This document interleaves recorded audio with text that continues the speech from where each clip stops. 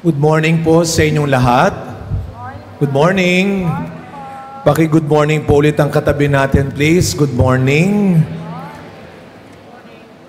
Napakaganda ho ng ating ebanghelyo ngayong araw na ito tungkol sa paniningil ng buwis. Well, bago po ang lahat, katatapos lamang po last month ng tinatawag nating PCNE, Philippine Conference on New Evangelization. So taon-taon meron pong ginaganap na PCNE sa UST. Ito po ay pangkalahatan. Ano ang ibig sabihin ng PCNE? Bakit meron ito? Ang simbahan ay humahanap pa ng makabagong paraan kung paano pa tayo magpapahayag ng mabuting balita. The good news ay mananatiling totoo at tama. Pero yung paraan ng pagpapahayag ay pwedeng mabago at pwedeng magdagdagan ng bagong paraan. Pagpapahayag. At bawat taon meron pong tema. Ang ganda ng tema nitong this year na PCNE 11. Siguro yung mga taga-Visayas ay matutuwa kayo sa salitang ito. Ang tema ngayon ay one word, padayon. Sino yung mga Bisaya dito? Taas ang kamay. Anong ibig sabihin ng padayon? Is to move on, to go forward, magpatuloy. Pwede ho ba pakisabi sa katabi ninyo, ipagpatuloy mo lang? Siguro sabi, ano ko yung ginagawa nito, no? Ano ko yung ipagpapatuloy nito? Si Father naman, no? Gusto mo pang ipagpatuloy nito yung ginagawa niya? Ipagpatuloy mo lang. Just go on. Move forward. Tuloy lang. Sa kabila ng maraming hamon natin sa buhay, sa kabila ng maraming pagsubok sa buhay, tuloy lang. Pero ang tanong natin ngayong umaga, ngayong bagong linggong nagsisimula, anong dapat mong ipagpatuloy? Pag nilayan po ninyo yan, as you begin this new week, Lord, ano ang dapat ko pang ipagpatuloy sa mga iniisip ko, sa mga ginagawa ko, sa mga pinaplano ko sa buhay, ano pa yung gusto mong ipagpatuloy ko? At Lord, ano na po ba yung dapat ko nang hindi ipagpatuloy? So mag-isip ka ngayon. Pagnilayan mo at pagdasalan, until when will you continue doing that? At siguro sa araw na ito, kung meron man pong isang nais ipagawa ang Diyos sa atin, ay yung ginawa ni Kristo sa ebanghelyo natin ngayon. One word, obedience. Nung pong panahon ng ating Panginoon, buhay na buhay yung pagbabayad ng buwis. Kaya meron tayong kumbukod sa individual na pagbabayad, meron pa po tayong tinatawag na temple tax. Meron pang kailangan ang mga Hudyo ay nagbabayad ng buwis sa Roma. At si Kristo ay hindi na-excuse doon. Hindi lang bilang Diyos, kundi bilang taong totoo. Siya ay nagpakita ng mabuting halimbawa sa kanyang mga alagad. Kaya nung tinatanong sila, siya ba'y nagbabayad din ng buwis? Ano ang itinuro ni Kristo sa kanyang mga alagad? Hindi tayo excuse. Baka sabihin ng mga alagad, di ba Panginoon, ikaw ay Panginoon? Kailangan mo pa rin bang magbayad sa kanila? Makalimutan nila, ako hindi lamang Diyos, ako'y taong totoo. At yung pagbabayad ng buwis, mga kapatid, ay isa lamang sa mga bagay na ipinapakita ni Kristo bilang mabuting halimbawa. Ipinakita niya sa mga alagad na siya'y sumusunod din bilang isang tapat na miyembro ng kanilang komunidad. Kaya nga natutuwa ako sa inyo dito. Kapag po ako'y naiimbitahan na tinitignan ko po kayo na kayo ay, I believe, kayo ay nabibilang sa iba't ibang departamento, iba't iba ang posisyon po ninyo, iba't iba ang inyong pananagutan, pero kayo ay pare-parehong nandito. Kayo na pong bahala kung wala lang kayong magawa, no choice, but I have to. O kung kayo ay talagang kusang loob, bukas na loob, na sumasama tuwing Lunes dito, o tuwing meron kayong ganitong pagsasama. Pero lagi niyo po itong tatandaan. There is grace in obedience. May biyaya sa pagtalima. Nung kami po ay nasa seminaryo pa, may kasama ako ngayon pre-diakon. Siya ay seminarista pero graduate na siya. Siya ay magiging diakono na. Malapit na rin maging pare. Nung kami nag-aaral pa po sa San Carlos, meron po kaming kaklase noon, napaka-ideal seminaryan. Matalino, siya ay magaling makisama, masipag, nagdadasal, very good example seminaryan. Hanggang sa isang araw, nagulat kami, nalaman na lang namin na siya'y palalabasin na ng seminaryo. Sabi namin, bakit kaya palalabasin? Ang tali-talino, ang bait naman, masipag, madasalin. So, nung siya'y pinalabas na, nagkaroon kami ng tsansang matanong yung aming formator, Father, bakit po pinalabas siya? Sabi niya, alam ninyo, ito ang problema sa kanya. Kapag oras ng dasal, nag-aaral. Kapag oras ng laro, naglalaba. Kapag oras ng matulog, nagdadasal. Hindi siya sumusunod. Kahit napakaganda at mabuti naman ng ginagawa mo, pero kung hindi yun ang hinihingi sa'yo, mali. Meron akong isang staff sa parokya, napakasipag eh. So sabi niya sa akin ngayon, Father, pwede bang tulungan ko po sila doon sa kumbento, sa simbahan? Kasi sa kumbento siya naka-assign eh. Pwede po ba akong tumulong sa kanila sa simbahan? Maglilinis po doon? Sabi ko, walang problema. Siguraduhin mo na gawa mo muna ang trabaho mo. You know, in the Chinese philosophy, meron po kaming tinatawag na rectification of name. The philosophy of the rectification of name. Ibig sabihin, you do your part. You act accordingly. Hindi masama na tumulong sa iba, pero siguraduhin mo, sinusunod at ginagawa mo muna ang pananagutan mo. Dahil pag humarap tayo sa Diyos, isang araw, hindi mo pwedeng sabihin na, Panginoon, natapos ko po yung trabaho niya. Panginoon, nagawa ko po yung trabaho niya. Ang sasabihin ng Panginoon sa atin, anong ginawa mo sa binigay kong trabaho? Obedience. Kaya isa sa mga napakahalagang turo ni Kristo sa kanyang mga alagad, ang sumunod. Kaya hindi niya naman na pwedeng, sabi nga natin, we cannot give what we do not have. We must be a good example also. Bilang mga magulang, bilang mga nakatatanda, bilang mga nakatataas, iba pa rin ang witnessing sa leadership. Kung tayo mismo ang nagpapakita kung paano sumunod ng tama. Dati-dati naalala ninyo, sa EDSA ang MMDA, naglagay ng napakalaking karatula. Kulay pink. Naalala ho ninyo? Anong nakalagay? Walang tawiran. Di ba? Ang laki. Walang tawiran. Bawat kanto ng EDSA, makikita mo yon.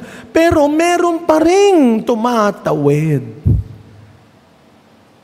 Binago ng MMDA. Pinalitan.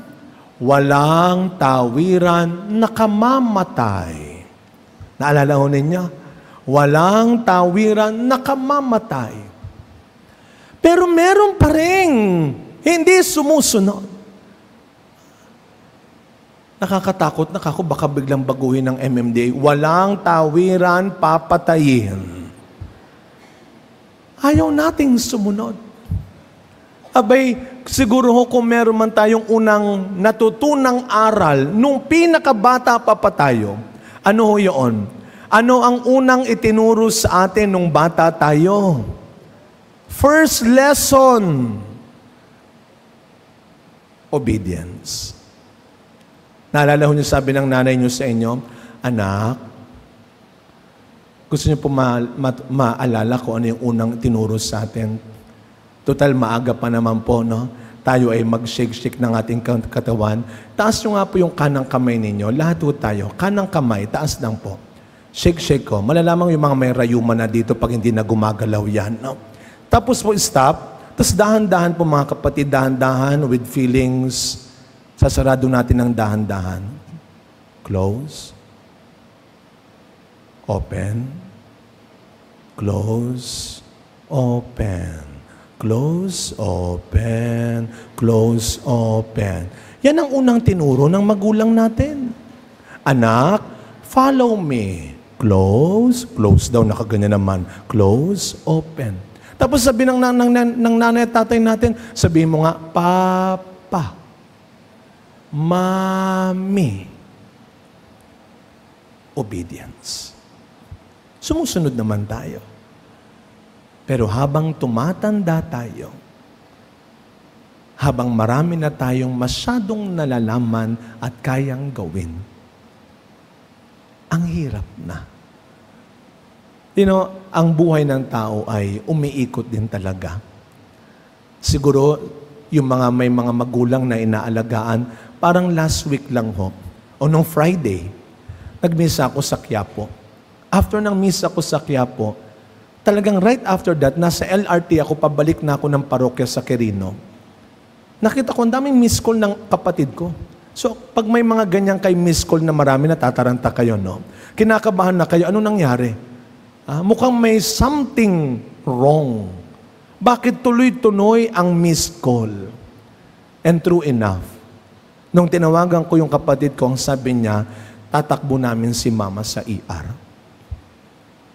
Diyos ko po, talagang parang biglang dumaan lahat ng LRT train sa harapan ko. Ano nangyari? Nadulas. Ako, ang matanda pa naman ho, yan ang wag na wag mangyayari. Nadulas daw, nakita niya, nasa kusina na lang, nakaupo na. So hindi namin alam ngayon kung anong tumama sa kanya. Pero alam ho ninyo, anong ginawa daw niya? Meron daw siyang aabuting tissue sa sahig. Di ba lagi natin binibili niyan sa mga magulang, matanda sa bahay, huwag ka nang yuko ng yuko.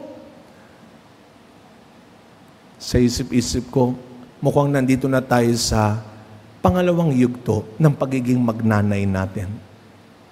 Ikaw na ang matigas ang ulo. Hindi ka na sumusunod. Kaya sabi ng mga anak, mahirap magpalaki ng magulang. Pero ang obedience ay walang pinipiling edad at panahon. There is grace in obedience. Araw-araw, habang nabubuhay pa tayo, ito rin ang sikreto sa pagiging Kristiyanong mabuti. Sa Biyernes ay piyesta ng aming parokya, Our Lady of the Assumption. Sa Biyernes, ipagdiriwang natin ang pag-aakyat kay Maria sa langit. Ulitin ko po ang pag-aakyat kay Maria sa langit. Ano ang kaibahan ng assumption sa ascension? Ang ascension, si Kristo ay umakyat sa langit. Dahil siya ay Diyos na totoo. May kapangyarihan siyang umakyat sa langit ng sa Kanya lamang. Sa ganang siya lamang. Pero si Maria ay hindi Diyos. Pero siya ay ina ng Diyos. At bilang gantimpala sa kanyang dakilang pagsunod sa kalooban ng Diyos, siya'y iniakyat sa langit katawan at kaluluwa. Katawan at kaluluwa. Both body and soul. The dogma of the Assumption of Mary. At ano ang tinuturo sa atin nito? May gantimpala sa pagtalima, sa pagsunod. At ano ang gantimpala ng Diyos kay Maria? Ang langit. At yun mga kapatid, ang ating pinaghahandaan din po ngayon. Kaya babalikan ko po yung aking tanong kanina sa simula, ano pa ba ang dapat mong ipagpatuloy sa buhay? Pagnilayan mo, pag-isipan mo, ito bang mga pinagkakaabalahan ko ngayon ay magdadala sa akin sa langit na inihahanda ng Diyos para sa akin? Are you sure? Gusto mo pang ituloy ang ginagawa mo? Are you sure? Gusto mo pang ituloy ang binabalak mo? Are you sure? Gusto mo pang ituloy ang mga pinaplano at hinahangad mo? Kaya sana sa tulong ng ating mahal na ina, time will come, whether we like it or not, matatapos ang kwento ng buhay natin sa mundo. Si Maria, kahit siya ay naging ina ng Diyos, naranasan din niya ang kamatayan. At lahat tayo. Kaya nga ang ebanghelyo nating kahapon, kung tayo ay nagsimba, lagi tayo maging handa. Sapagkat hindi natin alam kung kailan darating ang anak ng Diyos. At mapalad daw ang katiwalang aabutang gumagawa ng mabuti at tama sa mundong ito. At yun po mga kapatid, ang pagkaabalahan natin. Magpadayon tayo sa paggawa ng mabuti. Magpadayon tayo sa paggawa ng tama. At yung pong ating mga iniisip na mali, at yung ating mga hinahangad na masama, at yung ating kasalanang ginagawa, lagyan natin ng hangganan. Lagyan natin ng katapusan. Well, hindi po overnight yan. Huwag kayong mag-alala. Huwag kayong magpa-pressure. Kaya pag sinasabihan kayo na ikaw, may pasimba-simba ka pa, may pag-serve-serve ka pa, may pa-atin-atin ka pa ng ganyan, pero ang ugali mo naman. What is the magic word? Perseverance. Just persevere. Hindi ho overnight ang pagpapakabuti. Ang mahalaga, araw-araw, sinusubukan natin. Pinipili natin.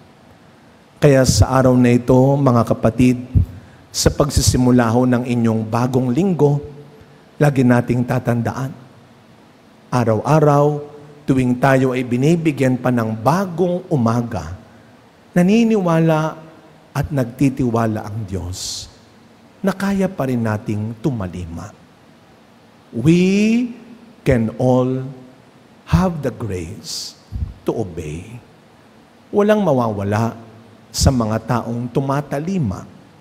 Ang pagtalima ay tanda rin ng isang dakilang kapakumbabaan. Walang mawawala sa taong mapagkumbaba. Ang taong mapagkumbaba, lalong pinagpapala. There is grace in obedience. Mahirap po sumunod. Mahirap magpasunod. Basta magpadayon araw-araw.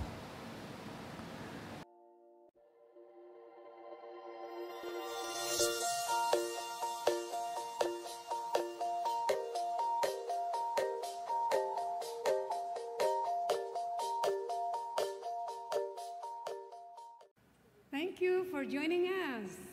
View our past broadcast on the St. Peter Community YouTube channel and St. Peter Community Facebook page. Don't forget to like, to share, to subscribe, and hit the bell so you can be notified on our upcoming activities. Maraming salamat po at laging tandaan, unahin natin lagi ang Diyos.